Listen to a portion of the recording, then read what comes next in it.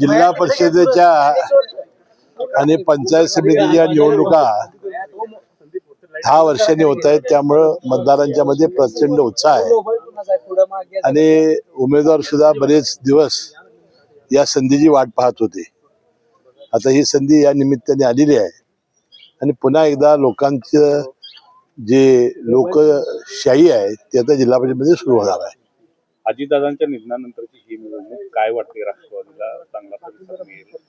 नाही, राष्ट्रवादी काँग्रेस पक्ष ही पहिल्यापासून पश्चिम महाराष्ट्रामध्ये चांगल्या पद्धतीची विस्तारलेली आहे आणि अजितदादांच्या जाण्यानं फार चटका सगळ्या मतदारांना, सगळ्या कार्यकर्त्यांना बसलेला आहे. मला वाटतं या निवडणुकीमध्ये जी सहानुभूती आहे अजितदादांची निश्चितपणानं लोक दाखवतील असा विश्वास आहे. आता रोहित दादांनी पण मतदान केलं, त्यावेळी त्यांनी म्हटलं की 12 तारखेला अजितदादांची एकत्रीकरणाची इच्छा होती, ती आम्ही बोलून दाखवणार. 12 तारखेला याची भूमिका पत्रकार परिषदेत सगळीच मांडणार. ठीक आहे ना, त्यांनी आता भूमिका त्यांची काय आहे आम्हाला माहिती नाही. फक्त आमचं मत होतं की जे विलिनीकरणाबद्दल चर्चा हे करतायत म्हणजे राष्ट्रवादी साहेबांचा गट, त्या चर्चेमध्ये अजितदादा होते, आम्ही कोणी प्रमुख माणसं नव्हती, एवढा आमचा दावा आहे. आणि आता समजा सुनेत्रा वहिनी आणि सगळे कुटुंबीय तर त्या जर मताचे असतील, राष्ट्रवादी सगळे नेते जर त्या मताचे असतील तर त्यामध्ये काही अडचण यायची आवश्यकता नाही. अजितदादांच्या निधनानंतर ह्या ज्या चर्चा झाल्या त्या चर्चेनंतर तुमच्याशी काही बोलणं, म्हणजे राष्ट्रवादीचे जे आमदार मंत्री आहेत त्यांच्याशी या संदर्भात काही बोलणं? काही नाही, त्या दिवशी फक्त सुनेत्रा वहिनींच्या शपथविधीसाठी आपली बैठक झाली. तशी बोलण्यासारखी परिस्थिती नव्हती, कारण सगळेजण प्रचंड एक दुःखाच्या ह्याच्यामध्ये होते.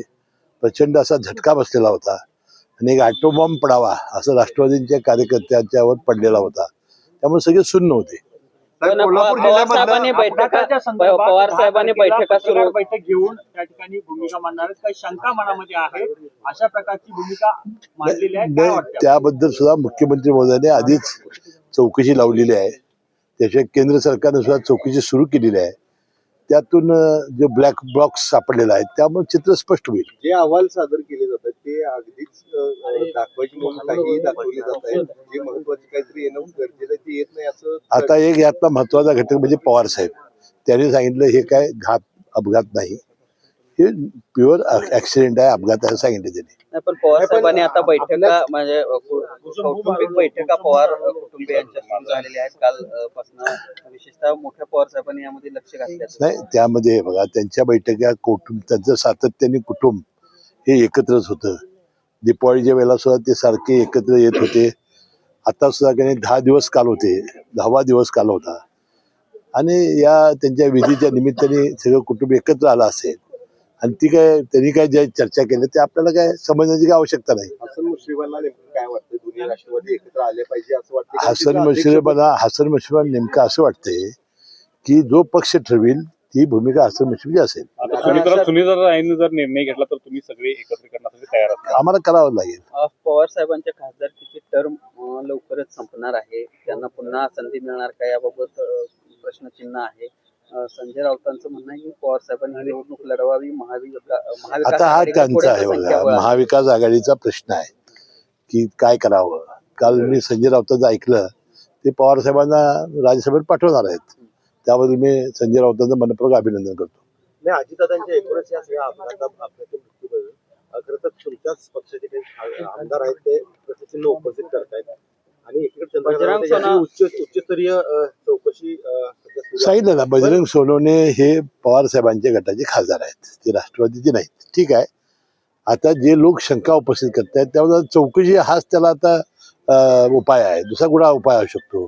मुख्यमंत्र्यांनी या चौकशीचं आणि अपघाताचं राजकारण करू नका असं आवाहन केलं. नाही, त्यांनी काय केलं की रामदास कदमाने जे वक्तव्य केलं होतं सुनील तटकरेच्या बाबतीत, त्याबद्दलचं मला वाटतं मुख्यमंत्र्यांचं जे वक्तव्य आहे त्यात आपापल्या दृष्टीने राजकारण लोक करू नये आणि हे ते एक युतीचे घटक असताना सुद्धा असं वक्तव्य रामदास कदम करतायत, त्याबद्दल मुख्यमंत्री महोदय बोलले असावेत असं मला वाटतंय. पण या सगळ्या प्रक्रियेमध्ये सुनील तटकरे असतील, प्रफुल्ल पटेल असतील यांच्यावर रोष व्यक्त होताना दिसतोय, विशेषतः विरोधक असतील किंवा नाही. मला असं वाटतं, मला त्या सगळ्या प्रक्रियेमध्ये मी होतो. आता आपल्याला ज्या दिवशी अपघात झाला त्या दिवशी त्यांच्या कुटुंबियाची अशी इच्छा होती की लवकरात लवकर सुनेत्रा वहिनींचा हा शपथविधी कार्यक्रम व्हावा आणि त्यांच्या जागेवर आपल्याला पाठवावं अशी त्यांच्या कुटुंबियाची इच्छा होती. आता पवार घराणं हे 3 दिवसांनी आपले सगळे विधी आटोपतात. ते पुरोगामी घराणं आहे आणि त्यामुळे 3रा दिवस झाल्यानंतर 4थ्या दिवशी सुनेत्रा वहिनींना उपमुख्यपदाची शपथ दिली. आता मला एक सांगा, प्रफुल्लभाई पटेल अनेक वर्ष पवार साहेबांच्या बरोबर त्यांनी काम केलेलं आहे. ते कार्याध्यक्ष म्हणून अनेक वर्ष राष्ट्रवादीचं काम करतायत आणि सुनील तटकरे हे साहेब हे प्रदेशाध्यक्ष आहेत. मग आता मला सांगा, दादांच्या अचानक जाण्यानं ही जबाबदारी कोणी मिटिंग कोणी बोलवायची? मिटिंग कोणी बोलवायची तुम्ही सांगा ना. पण ही जर विधिमंडळाची मिटिंग आहे तर कोणी बोलवायची, कोणी ते सांगा ना. अध्यक्षाने बोलवायची ना. मग सुनील तटकरे विलन कसे? राष्ट्रीय अध्यक्ष त्या आदेशाने बोलवायची. मग प्रफुल्ल पटेल हे विलन कसे? मला हेच कळालेलं नाही. ज्या पक्षाची नेत्याची जबाबदारी तेवढा त्यांच्यावर दुर्दैवानं नीतीनं टाकलेली आहे, त्यांनी जर काही पुढे पाऊल टाकलं आणि मिटिंग बोलवली आणि सुनेत्रा वहिनीलाच उपमुख्यमंत्री केलं तर ते विलन कसे काय ठरू शकतात?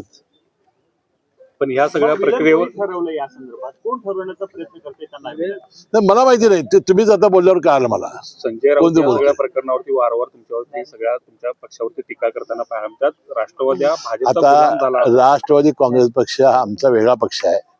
आता यांनी कुणी लुडबुड करण्याची आवश्यकता नाही. आता तो निर्णय घेण्याची समर्थ सुनेत्रा वहिनी आणि आमचा राष्ट्रवादी काँग्रेस पक्ष आहे.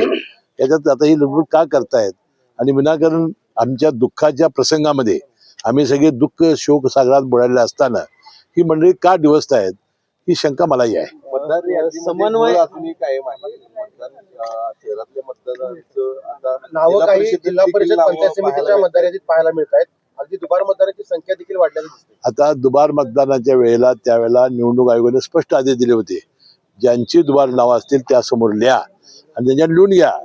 मी इथं मतदान करणार, दुसरीकडे करणार नाही, असे जे जे करतील त्याच्यावर त्यांनी ताबडतोब कारवाई करावी.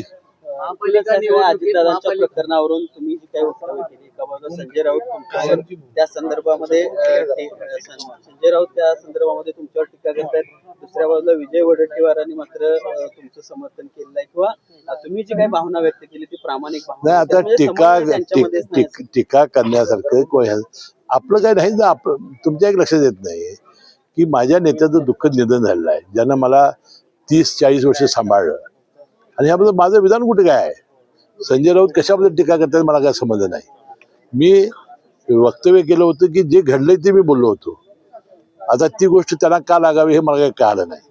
वडेट्टीवारांचा मी मनपूर्वक आभारी आहे की त्यांनी याबद्दलच्या माझ्याबद्दलच्या भावना ज्या चांगल्या व्यक्त केल्या त्याबद्दल. जिल्ह्याच्या 2 नंबरच्या जागा तुम्ही राष्ट्रवादी म्हणून लढवताय. किती जागा निवडून येतील वाटतं? राष्ट्रवादी काँग्रेस पक्षाचा महायुतीची सत्ता जिल्हा परिषदेमध्ये येईल. राष्ट्रवादी काँग्रेस पक्षाचा अध्यक्ष होईल. साहेब, चंदगडचे आमदार शिवाजी पाटील यांनी एक व्हिडिओ जारी केला ज्यामध्ये त्यांचं म्हणणं आहे की चंदगडमध्ये विरोधकांकडून पैशाचा मोठ्या प्रमाणावर रात्री वापर करण्यात आल्याचा आरोप त्यांनी केला चंदगडमध्ये. ठीक आहे, पुढं नाही, पण काय सांगते आता जे हे करतायत ते राष्ट्रवादी आरोप करतायत म्हणून असं आलो मला. महानगरपालिकेत काल महापौर उपमहापौर झाला. राष्ट्रवादीच्या हातात आता नेमकं काय त्या ठिकाणी असणार सत्तेमध्ये? नाही, आम्हाला त्यांनी सांगितलेलं आहे की 1.25 वर्षाचं महापौरपद ठरल्यामुळं महापौरपद येण्याची शक्यता कमी आहे. पण सीएम साहेबांना आम्ही जर पटवून दिलं आणि जर दिवस कमी झाले तर महापौरपद द्यायचं त्यांनी ठरवलेलं आहे. दुसरं कुठली समिती? उपमहापौर आणि आम्ही मागेल ती समिती. साहेब मला सांगा की काय आम्हाला वजा करून आपल्या जिल्ह्यामध्ये असं राजकारण होणार नाही. कारण आणि मला भारतीय जनता पक्षाच्या सगळ्या नेते मंडळींचं विशेषतः शिवसेनेचे आभार मानले पाहिजेत की प्रत्येक प्रक्रियेमध्ये ते मला विचारतायत, मला बोलावतायत. नगरपालिका निवडणुकीमध्ये मार्करचा वापर करण्यात आलेला होता. या निवडणुकीत पुन्हा शाईचा वापर करण्यात आला. नाही, त्याला प्रचंड टीका झाल्यामुळं पुन्हा त्यांनी आता यावेळेला शाही आणलेली आहे. पक्षामध्ये जागा गेल्यानंतर जी पोकळी निर्माण झालेली आहे ती सर्व व्यवस्थित होण्यासाठी किती काळ जाईल?